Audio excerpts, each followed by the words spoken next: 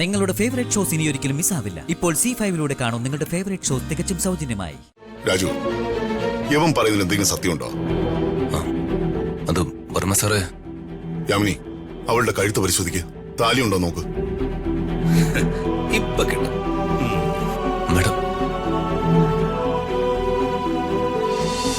അപ്പപ്പോ ഇവന് കിട്ടേണ്ടത് കിട്ടിയ ആ ചൂട് മാറുന്നത് വരെ ഇവൻ കൂടുതൽ വിക്രികളൊന്നും ഒപ്പിക്കില്ല. ഈ വീഡിയോയിൽ അവൻ ആ രാജു എന്തോ തരികിട ഒപ്പിച്ചതാ അമ്മവാ. ദീപക്കെ, ചേട്ടന്റെ കയ്യിൽ നിന്ന് കിട്ടിയിട്ടും ഇങ്ങനെ മുഖത്തോക്കി വീണ്ടും നുണ പറയാൻ നിനക്ക് ബോധമില്ലടാ. ഞാൻ പറയുന്നത് നിങ്ങൾ ആരും വിശ്വസിക്കണ്ട. രണ്ടെണ്ണം കൂടി ഇപ്പൊ ഇങ്ങോട്ട് വരുമല്ലോ.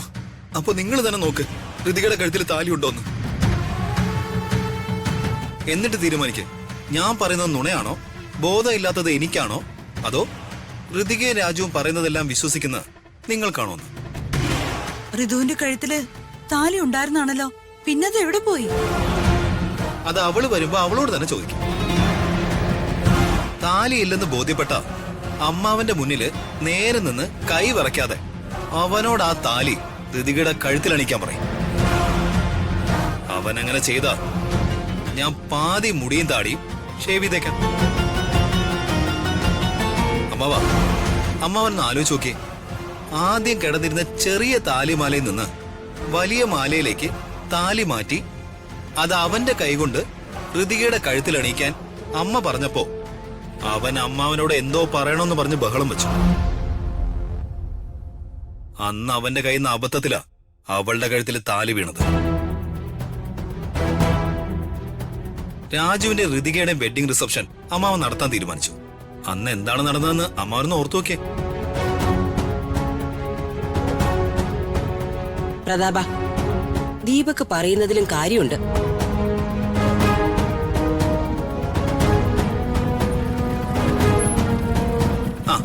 വന്നല്ലോ യാമിനിയമ്മായി, അവളുടെ കഴുത്തിൽ താലി ഉണ്ടോ നോക്കി ഒന്ന് ഉറപ്പുവരുത്തിക്കോ. അമ്മാവാ, ഈ ഒരു ദിവസത്തിന് വേണ്ടിയാ ഞാൻ ഇത്രയും നാളും കാത്തിരുന്നത്.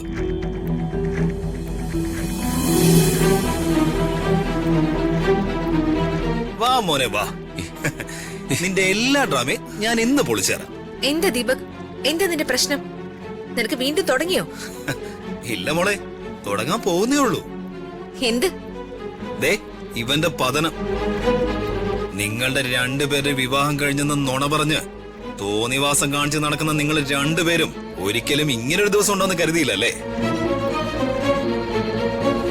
രാജു, യവൻ പറയുന്നതിൽ എന്തെങ്കിലും സത്യമുണ്ടോ? അത് വർമ്മ സാറേ. യാമിനി, അവളുടെ കഴുത്ത് പരിശോധിക്കുക. താലിയുണ്ടോ നോക്ക്. ഇപ്പൊ കിട്ടും മേഡം.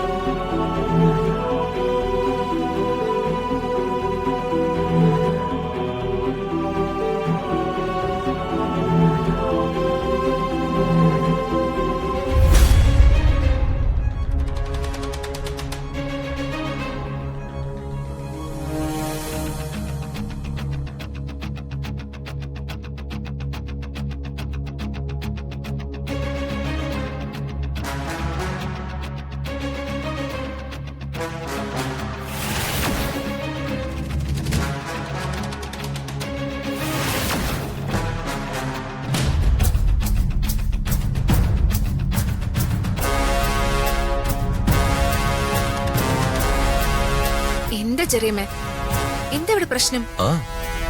അല്ല, ഇവനെന്താ ശരിക്കും കുഴപ്പം? ഇവന് അത്യാവശ്യമായിട്ട് ഒരു ആശുപത്രി കൊണ്ടുപോയി ഒന്ന് ചെക്കപ്പ് നടത്തണോ അമ്മായി? ഏയ്, അതിന്റെ ആവശ്യമൊന്നും വരില്ല മോളെ. ചേട്ടാ ഒന്നും തോന്നല്ലേ. വേണ്ട, വിട്ടേക്ക്. വെറുതെ മനുഷ്യന്റെ സമയം മെനക്കെടുത്താനായിട്ട് ഓരോരോ വിവരക്കേടുകളായിട്ട് ഇറങ്ങിക്കൊള്ളൂ.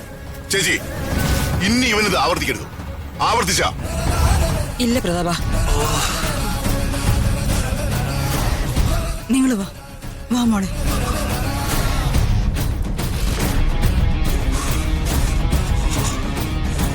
മോനെ, അയ്യോ, തുടരെ വേദനിക്കുന്നു.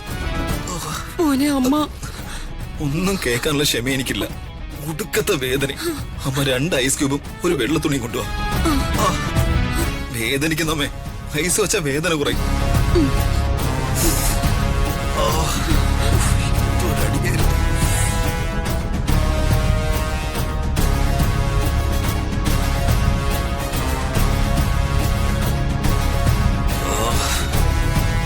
ഇടത് സൈഡിലെ പല്ലൊരെണ്ണം ഇളകിയിട്ടുണ്ടെന്നാ തോന്നുന്നു.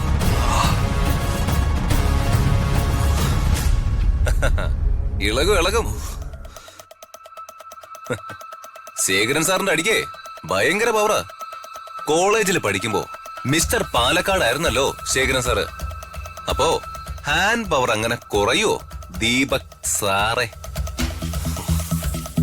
നീ എങ്ങനെ തൽക്കാലം രക്ഷപ്പെടുന്നു വിചാരിക്കണ്ട രാജു. ഇന്ന് എനിക്ക് കിട്ടിയതിന്റെ 10 ഇരട്ടി നിനക്ക് എന്റെ 2 അമ്മാമ്മന്റെ കയ്യിൽ നിന്ന് കിട്ടുന്ന ഒരു ദിവസം വരും. ഇങ്ങനെ ഒരിക്കലും നടക്കാത്ത ചില സ്വപ്നങ്ങൾക്ക് പുറകെ നീ ഇങ്ങനെ ഓടുന്ന കാണുമ്പോ എനിക്ക് നിന്നോട് സഹതാപമുണ്ട് ദീപക്കെ. ചെയ്യുന്നതൊക്കെ തെറ്റാണെന്ന് തിരിച്ചറിയാനുള്ള പക്വത നിനക്കില്ല. നല്ലത് പറഞ്ഞ് നിന്നെ നേർവഴിക്ക് നടത്തേണ്ട അംബിക മാഡം ആണെങ്കിൽ നിന്നെ കാണും അപ്പുറം. ദേ, നീ എന്നെ എന്ത് വേണമെങ്കിലും പറഞ്ഞോ, എന്റെ അമ്മയെ കുറിച്ച് മിണ്ടിയാലുണ്ടല്ലോ. അതിന് ഞാൻ അംബിക മാഡത്തെ കുറിച്ച് മോശമായിട്ട് ഒന്നും പറഞ്ഞില്ലല്ലോ. ഞാൻ ഉള്ള കാര്യങ്ങളല്ലേ പറഞ്ഞത്. ദീപക്കെ മതി. ഇപ്പൊ തന്നെ നീ ഒരുപാട് പ്രശ്നങ്ങൾ ഉണ്ടാക്കി. വർമ്മ സാറിന്റെ മനസ്സില് നിന്നോടുണ്ടായിരുന്ന വിശ്വാസവും മതിപ്പും ഒക്കെ നീ തന്നെ ഇല്ലാണ്ടാക്കി. മതി ദീപക്കെ. നമുക്ക് രണ്ടാൾക്കും ഏകദേശം ഒരേ പ്രായ. എന്നാലും വർമ്മ സാറിന്റെ സഹോദരിയുടെ മകനെന്ന് പറഞ്ഞ എനിക്ക് എന്റെ ചേട്ടന്റെ സ്ഥാനമാണ്. എനിക്കങ്ങനെ കൂടപ്പിറപ്പായിട്ട് ഒരു ചേട്ടനില്ല. ആ സ്ഥാനത്ത് ദീപക്കിനെ എനിക്ക് കാണണമെന്ന് ആഗ്രഹമുണ്ട്. തനിക്ക് എന്ത് പ്രശ്നമുണ്ടെങ്കിലും ഞാൻ അത് സോൾവ് ചെയ്തു തരാം. ദേ, ഞാൻ പറഞ്ഞു തരുന്ന ചില കാര്യങ്ങൾ അനുസരിച്ച ദീപക്കിന്റെ സ്വഭാവമൊക്കെ മാറി ദീപക് വളരെ നല്ലൊരാളാവൂന്ന് എനിക്ക് ഉറപ്പുണ്ട്. സോ പ്ലീസ്, ഞാൻ പറയുന്നത് ദീപക്കിന് മനസ്സിലാവുന്നുണ്ടല്ലോ അല്ലേ? പിന്നെ മനസ്സിലായി. ശ്രീവിലാസത്തി അംബിക വർമ്മയുടെ മകനായ ഞാൻ ഏതോ തെരുവിൽ ജനിച്ച് വളർന്ന നിന്നെ അനിയനെ പോലെ കാണണം. എടാ തെരുവ് തണ്ടി. ഇതിപ്പോ കാലം കുറച്ച് പിന്നിലേക്കായിരുന്നെങ്കിൽ ഈ വീടിന്റെ പടിക്ക് കയറാനുള്ള യോഗ്യത പോലും നിനക്കുണ്ടാവില്ലായിരുന്നു. മനസ്സിലായോ? എടാ, സംസാരിക്കുമ്പോഴേ ആളും തരോ നോക്കി സംസാരിക്കണം. എന്റെ അമ്മാവനെ പോലെ ഒരു മണ്ടനാണ് ഞാനെന്ന് നീ വിചാരിച്ചെങ്കിലേ നിനക്ക് തെറ്റി. എന്നെ വളർത്തിയതേ പ്രതാപവർമ്മയല്ല, അംബിക വർമ്മയാ.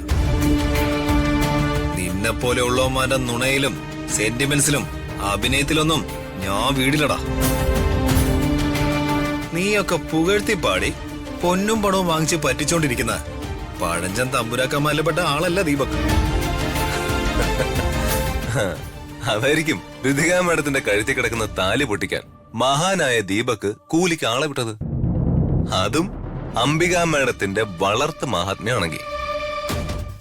ഡൗൺലോഡ് ചെയ്യൂ C5 ആപ്പ്. കാണൂ എല്ലാ എപ്പിസോഡുകളും സൗജന്യമായി.